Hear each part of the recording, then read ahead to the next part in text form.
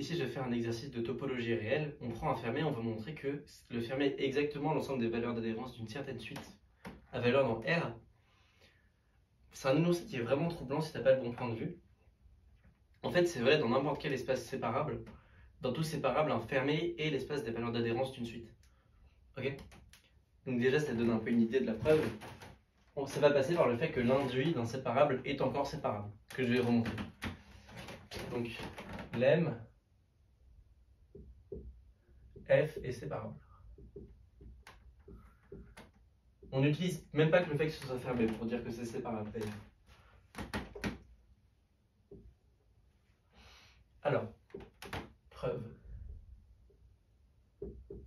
Ça, c'est une preuve que je vais faire. En fait, je vais généraliser, je vais dire soit DI dense dans R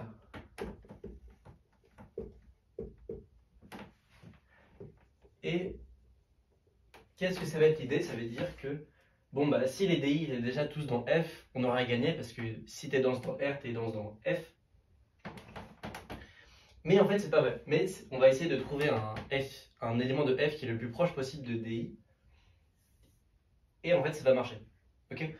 Donc l'idée, c'est que si on pense à F un peu comme des segments, là j'ai un point de F, là j'ai des points de F. L'idée, c'est que même si mes DI ne sont pas tout à fait des éléments de F, je vais regarder un cercle de rayon 1 sur I autour de DI. Je vais regarder s'il y a des éléments de F dedans. Et s'il y en a, je vais prendre n'importe quel élément dans ce rayon. S'il n'y en a pas, je vais prendre l'élément de FI, enfin un élément qui est assez proche de mon élément. Ok? Et en fait, ça va marcher tout seul.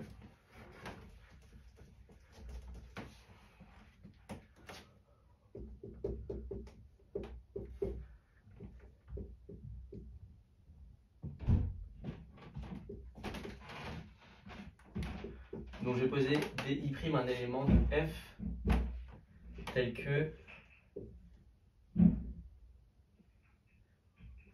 la distance entre DI et DI' soit pas trop loin de la distance entre DI et F. Je ne peux pas supposer que la distance entre les deux est plus petite que 1 sur I. Ça c'est faux. Par contre, je peux supposer que la distance est dans un suffisamment proche de la distance de DI à F. Ok? Donc l'idée c'est que, en fait là je le généralise. Parce que là je suis en train de traiter le cas où F n'est pas fermé. Si F est fermé, on sait que la distance à un point à F est atteinte.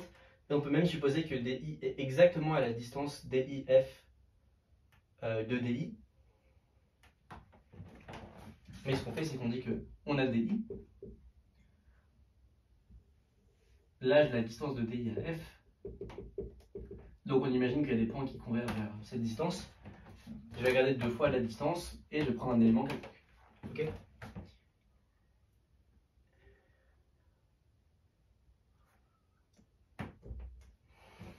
Voilà, donc ça définit DI'. Si DI est déjà dans F, on prend juste DI, ça je ne le précise pas. Et une fois qu'on a ça, le montrer que la suite est dense, c'est facile. Parce que je prends un élément dans F.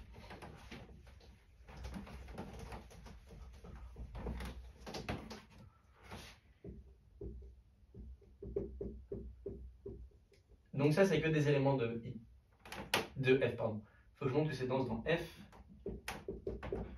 Soit F dans F, epsilon strictement positif. Donc j'ai F, j'ai epsilon. Et en fait, là, c'est terminé parce que je prends un élément de DI qui est assez proche de F. Je prends un DI qui est moins de epsilon proche. Ce que je sais, c'est que la distance entre DI et F est plus petite que epsilon. Donc, il existe un élément de grand F qui est à distance plus petite que 2 epsilon de DI. Ok? Ça va être DI'. Et donc, DI' est à distance au plus 3 epsilon de F et c'est terminé.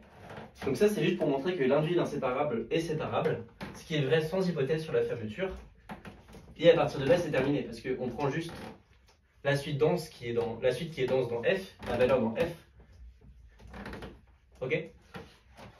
C'est clair que tous les éléments de F vont être valeurs d'adhérence de cette suite-là. On prend juste une suite qui converge vers l'élément de F, et comme ça, on voit que F est une valeur d'adhérence. Et comme la suite a la valeur dans F, toutes les valeurs d'adhérence de la suite sont dans F. C'est là qu'on utilise que F est fermé quand même. Voilà. Donc l'ensemble des valeurs d'adhérence de DI', enfin de D', ça va être exactement F, ce qui conclut.